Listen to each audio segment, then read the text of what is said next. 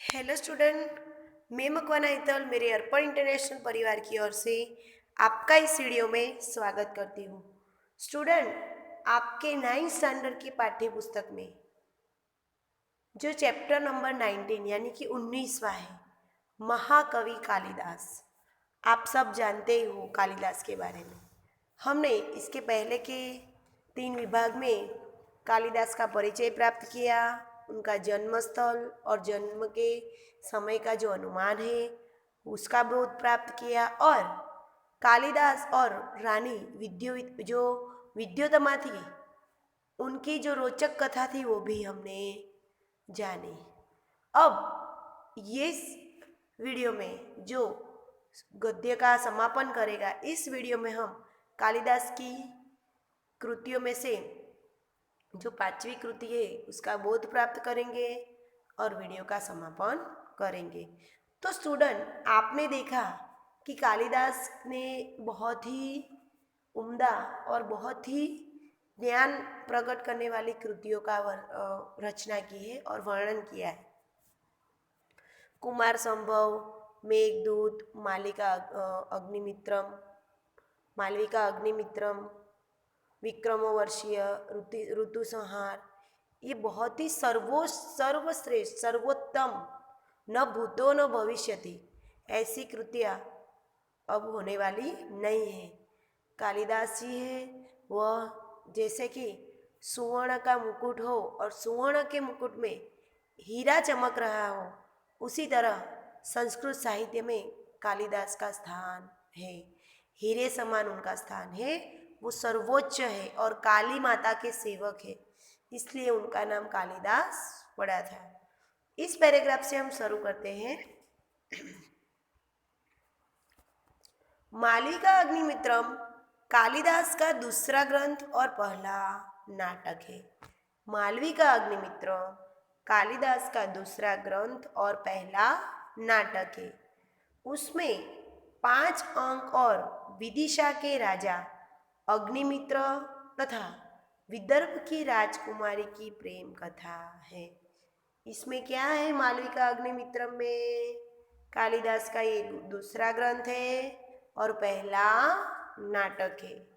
आपको परीक्षा में ऐसा पूछा जाए कि कालिदास का दूसरा ग्रंथ कौन सा है, तो कालिदास का दूसरा ग्रंथ मालविका अग्निमित्रम है, और यह उनका दूसरा नाटक भी पहला नाटक भी है। मालविका अग्निमित्रम के 5 अंक है और इसके मुख्य पात्र कौन से हैं? विदिशा के राजा अग्निमित्र तथा विदर्भ की राजकुमारी मालविका इसके मुख्य पात्र है। तीसरा ग्रंथ विक्रमोवर्षीय कालिदास का दूसरा नाटक है। तीसरा ग्रंथ कौन सा है? विक्रमोवर्षीय। कालिदास का तीसरा ग्रंथ विक्रमोवर्षीय है। कालिदास का दूसरा ये नाटक भी है, इसमें भी 5 अंक है तथा महाराज पुरूरवा और उर्वशी की प्रेम कथा का चित्रण किया है। विक्रमवर्षीय में किसका उल्लेख है, या फिर ऐसा प्रश्न पूछा जाए कि विक्रमवर्षीय में किसकी प्रेम कथा है, तो विक्रमवर्षीय में महाराजा पुरूरवा और उर्वशी की प्रेम कथा है। विक्रमोवर्षीय में महाराज पुरूरवा और उर्वशी की प्रेम कथा का चित्रण है। कुमार संभव का काव्य है, जो कुमार संभव का काव्य है, और उसमें शिव पार्वती के विवाह से लेकर कुमार कार्तिकेय,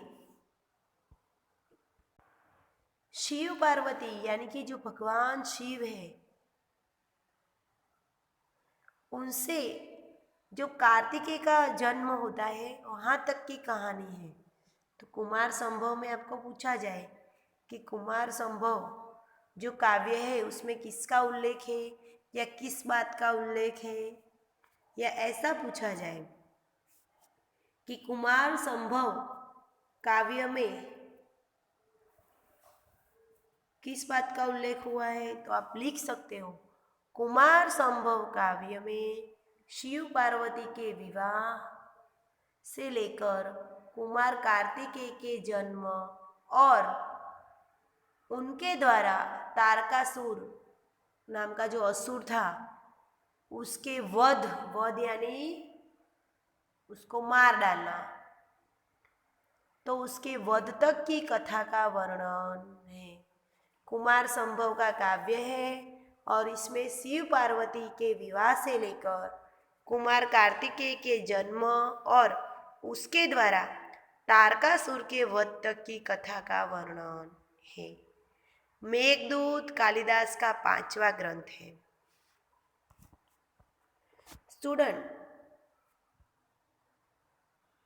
आप जानते हो कि सविस्तार प्रश्न ऐसा निकल सकता है इस पैराग्राफ में से कि कालिदास की कृतियों के नाम लिखकर उसके पात्र लिखे, ऐसा भी पूछ सकते हैं। 2-3 वाक्य में भी आपको पूछ सकते हैं। तो आपको बहुत ही आसानी से याद रहना चाहिए और आपको लिखना पड़ेगा। तो कुमार संभव में क्या है? तो शिव पार्वती का विवाह और कार्तिकेय से उनका जन्म, और कार्तिकेय का जन्म शिव पार्वती से हुआ, वहाँ तक की कथा है। और तारकासुर नाम का जो राक्षस है उसका वध करने की कथा है। मेघदूत के बारे में हम देखेंगे। जो मेघदूत है वह कालिदास का 5वां ग्रंथ है। मेघदूत कालिदास का 5वां ग्रंथ है। यह भी एक खंड काव्य है। खंड काव्य यानी क्या? बड़ा सा जो विस्तृत काव्य होता है उसका एक भाग। तो मेघदूत कालिदास का कौन सा ग्रंथ है? मेघदूत कालिदास का 5वां ग्रंथ है। और उसका साहित्य प्रकार कौन सा है? तो वह कौन से प्रकार का साहित्य है? तो मेघदूत खंड काव्य है। खंड काव्य यानी कि किसी विस्तृत कृति, यानी कि बड़ा सा जो कोई काव्य होता है, दीर्घ काव्य होता है, उसका एक अंश, एक भाग। और इसके शुरू में कालिदास ने बादल को दूत बनाकर कुबेर की नगरी अलकापुरी तक का मार्ग बताया। मेघदूत, मेघ यानी कि बादल, दूत तो जो संदेश लेके जाता है वह। तो मेघदूत कृति में कालिदास ने क्या किया था, या ऐसा पूछा जा सकता है, मेघदूत कृति में कालिदास ने किसको दूत बनाकर भेजा? मेघदूत कृति में कालिदास ने बादल को दूत बनाकर भेजा। कहाँ पर भेजा? कुबेर की नगरी अलकापुरी तक भेजा। कुबेर कौन है? कुबेर धन के राजा है। कुबेर कौन है? धन के राजा है। तो आपको ऐसा प्रश्न पूछे कि मेघदूत कृति में कालिदास ने बादल को कहाँ भेजा? तो मेघदूत कृति में कालिदास ने बादल को अलकापुरी तक भेजा। कुबेर की नगरी का नाम क्या है? कुबेर की नगरी का नाम अलकापुरी है। कुबेर की नगरी का नाम अलकापुरी है। इसके उत्तरार्ध में यक्ष ने अपनी विरहिणी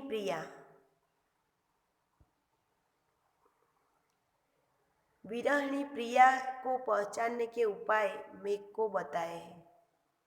विरहिणी यानी कि जो अलग हो चुकी है, जिससे वो जुदा हो गए हैं, वैसी अपनी प्रिया जो उनको प्रिय है, वैसी स्त्री को पहचानने के उपाय मेघ को बताए हैं और अपना संदेश दिया है। मेघदूत कृति में क्या है विषय वस्तु? तो मेघदूत कृति में कालिदास ने बादल को दूत बनाकर कुबेर की नगरी अलकापुरी तक का मार्ग बताया है, और उसके अंत भाग में यक्ष ने अपनी विरहिणी प्रिया को पहचानने के उपाय मेघ को बताए हैं और अपना संदेश दिया है। यानी कि यक्ष ने जो बादल है उसको अपनी जो उससे छूट चुकी है, जुदा हो चुकी है, उस प्रिया को पहचानने के लक्षण बताए हैं और अपना संदेश उसके साथ भिजवाया है। इस काव्य में वर्षा काल और विरह का वर्णन खूब दिख रहा है। इस काव्य में वर्षा काल यानी वर्षा ऋतु और विरह यानी जुदाई।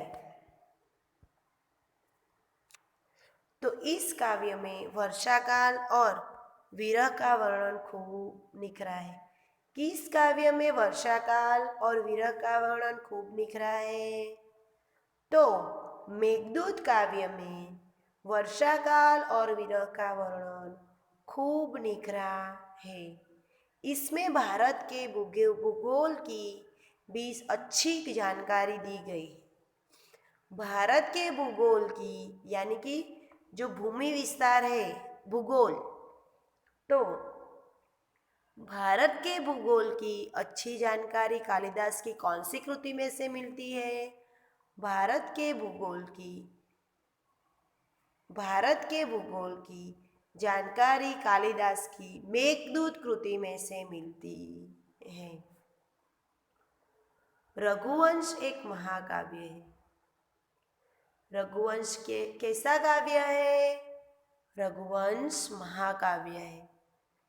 कवि कालिदास ने रघुवंश की कथा कहने से पहले ही कह दिया है, कहाँ तो सूर्य से उत्पन्न हुआ यह वंश, कहाँ मोटी बुद्धि वाला। देखो, यहाँ रघुवंश की महानता दिखाते हुए कालिदास ने आरंभ से ही कह दिया है कि कहाँ पर सूर्य जो स्वयं पूरी पृथ्वी को, पूरे संसार को प्रकाशित करते हैं, वह सूर्य से उत्पन्न हुआ रघु का वंश।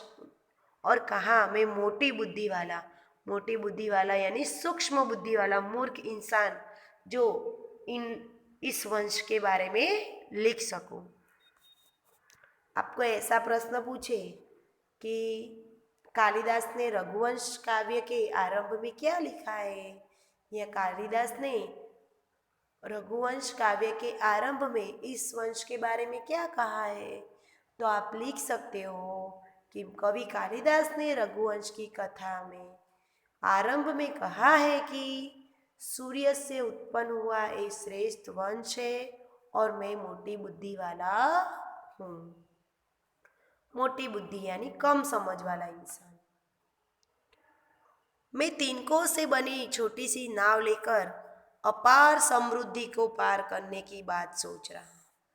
तिनकों से बनी छोटी सी नाव और अपार समृद्धि का अर्थ क्या है कि वह जो रघुवंश है उसके जो गुण है, उसकी जो महिमा है, उसके आगे खुद को बहुत ही तुच्छ समझते हैं।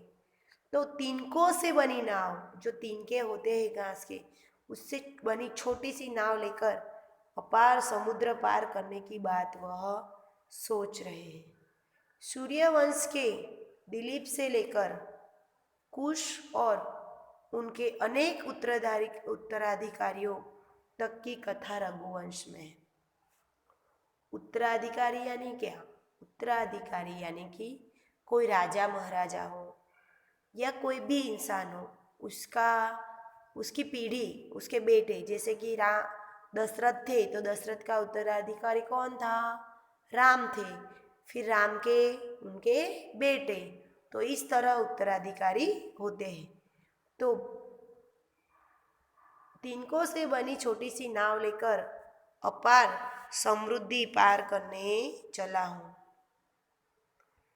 सूर्यवंश के दिलीप से लेकर कुश और उनके अनेक उत्तराधिकारियों तक की कथा रघुवंश में।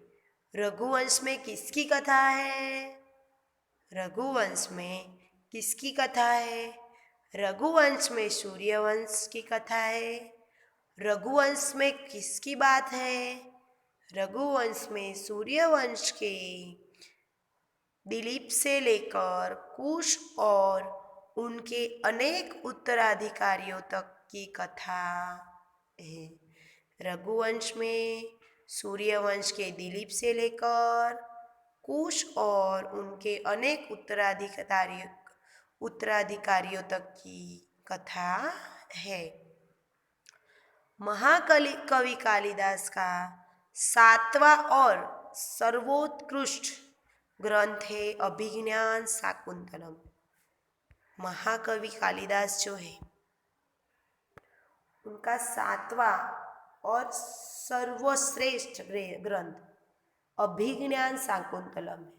स्टूडेंट, आपको परीक्षा में ऐसा पूछा जाए कि महाकवि कालिदास का सर्वश्रेष्ठ ग्रंथ कौन सा है, तो महाकवि कवि कालिदास का सातवां और सर्वश्रेष्ठ ग्रंथ कौन सा है, या ऐसा पूछा जाए कि अभिज्ञान शाकुंतलम महाकवि कालिदास का कौन सा ग्रंथ है, अभिज्ञान शाकुंतलम महाकवि कालिदास का सातवां ग्रंथ है। यह उनका तीसरा नाटक है और इसमें 7 अंक है।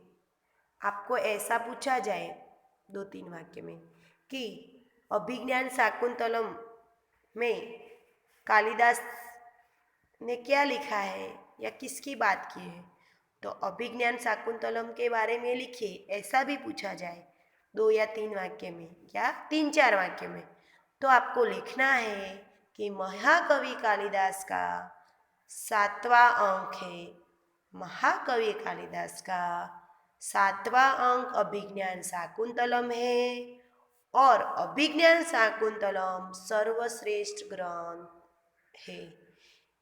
अभिज्ञान शाकुंतलम उनका तीसरा नाटक है और इसमें कुल 7 अंक हैं। स्टूडेंट, आपने देखा कि अगले जो चैप्टर है यानी अगले जो उनकी ग्रंथ है, उस ग्रंथ में उन्होंने 5 अंक की रचनाएं की है, पर यह ग्रंथ ऐसा है कि जिसमें 7 अंक है, यानी कि 7 विभाग है। महाकवि ने इस नाटक में राजा दुष्यंत तथा शकुंतला की कथा कही है। अभिज्ञान शाकुंतलम में किसकी कथा है? अभिज्ञान शाकुंतलम में राजा दुष्यंत तथा शकुंतला की कथा है। इस तरह महाकवि कालिदास आज भी हमारे संस्कृत साहित्य में अमर है।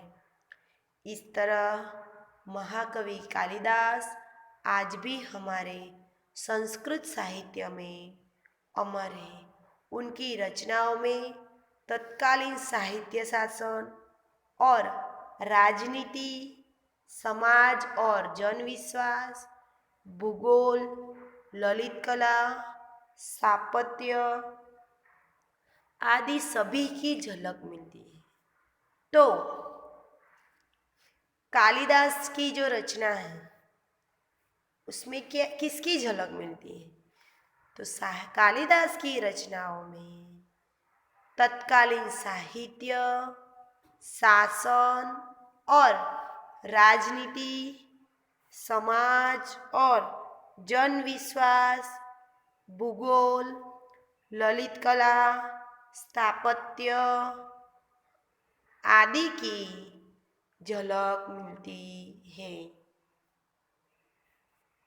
राजनीति, समाज, जनविश्वास, भूगोल, ललित कला, स्थापत्य आदि की झलक मिलती है।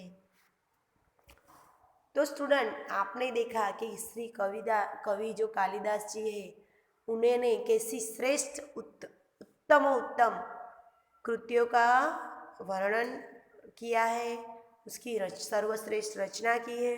तो आपको इस गद्य में से 1 वाक्य के, 2 वाक्य के और सविस्तार हर जो एक सेंटेंस से एक क्वेश्चन निकलता है और मैंने आपको ये सारा समझाया है। तो स्टूडेंट, आशा रखती हूँ कि आपको इस गद्य में पूर्ण बोध प्राप्त हो गया होगा। और इस गद्य को 2 से 3 बार आपको अच्छी तरह से पढ़ना है। पीडीएफ मैंने आपको इसकी भेज दी है और इसकी वर्कशीट जो क्वेश्चन आंसर है वो भी मैं आपको भेजूंगी। उसमें से आपको प्रश्न की तैयारी करनी है। अस्तु।